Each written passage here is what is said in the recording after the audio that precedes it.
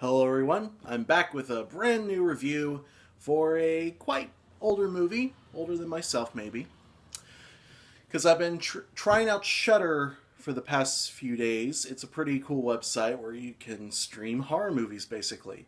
And there's a lot on there that I've been really dying to see but haven't been able to get a hold of or find any rentals anywhere for it.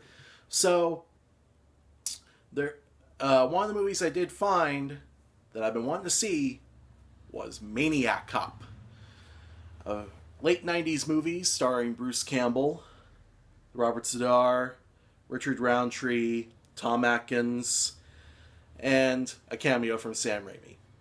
So, Maniac Cop is, of course, what you would think it's about. It's about a maniac cop. In this case, you have a crazed person dressed as a police officer, a hulking man played by Robert Z'Dar, obviously, who was also known as the Jaw because the dude has a massive jaw. And if you see him in a movie, you immediately think, oh, that's Robert Z'Dar, the dude with the gigantic jaw. Pretty cool dude, and he recently passed away, so that was sad to hear. But he left an incredible body of work, which includes this movie. So you have a maniac cop who's killing innocent people all over New York City. And you have people who are investigating. You have Tom Atkins from Night of the Creeps and a slew of other horror movies. And one of my favorite horror icons, really. Investigating it. And you have Richard Roundtree who's giving him the runaround and stuff. And then you have Bruce Campbell who is having an affair with a fellow police officer and is suddenly implicated in the murders when his wife is murdered. So, you have this very interesting mystery type of movie.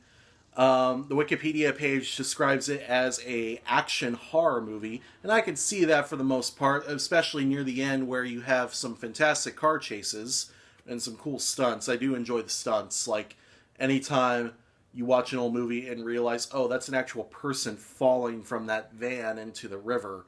That's pretty cool. I enjoy that. They put their life on the line for that really cool looking stunt. So anyway, I've already described the basic plot. Now, how does the movie do in the gore factor? When you're thinking about a horror movie, how gory is it? Really, the gore is there, but it's so sparsely spread out, in my opinion. Ultimately, what I think about it is that it was just kind of impressive. There's some decent, kills and stuff. Here I am sounding like a crazy person.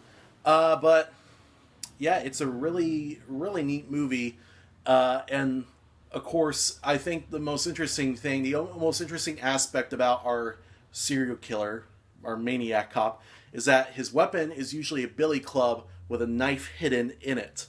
So I thought that was pretty neat and a cool idea for the movie. And as the movie goes on, you find out more and you find out more about the maniac cop and who he is. And I got confused at some points, like how the movie wants to portray, spoiler alert for this, is that he was murdered in prison after being put in the general population, and really that confused me a little bit. It's like, why would you put a cop in the general population?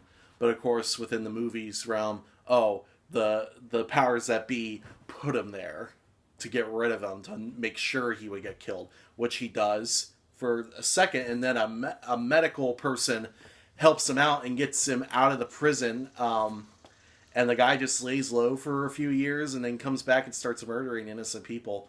I thought that was a little strange. Even the characters seem a little confused by it. They go up to him and go, whenever the characters who know him, like you have a lady cop who's enamored with him, who comes up to him and says, oh, you don't have to kill these innocent people. Yeah, he doesn't. Why isn't he killing, the bad guys, the bank robbers, the drug dealers, murderers, and whatnot? Why isn't he going after them? Maybe that's in the sequels.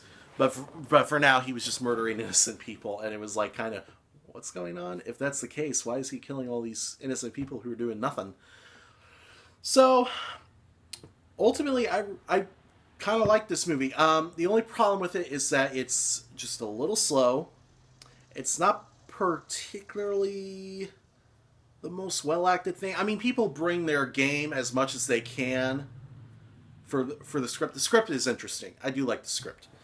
Um, Maybe the acting's not so bad once I give it an afterthought, but really, it's just a pretty average slasher movie with a good action element. I would love to see more action-oriented horror movies. Um, but really, it's just a cool, interesting plot for a movie. I think the action was good. The horror is good. It's not a scary movie, mind you. Um, and it has Bruce Campbell in it. The Chin. So it's basically Chin versus Jaw. Bruce Campbell versus Robert Z'Dar. And Bruce Campbell has to fight him. Oh boy. But yeah. Check out Maniac Cop. It's streaming now on Shudder.com. Shudder is a pretty decent website when you come down to it. I'm enjoying it. I'm going to watch a Basket Case sometime today. And I'll come back and review that. So, yeah. Anyway, check out Maniac Cop. It has like 2 sequels. Bruce Campbell's in the second one, I think, and I don't know much about the third one. I feel like in the third one Lance Henriksen is in it, but I can't be too sure because I didn't look up the third one. But yeah, I'm pretty sure Bruce Campbell's in the second one. Anyway, that's Maniac Cop. That's my review, my silly quick review. I'll be back tonight, maybe, with a Basket Case review. And until then, have a good day, and keep watching movies.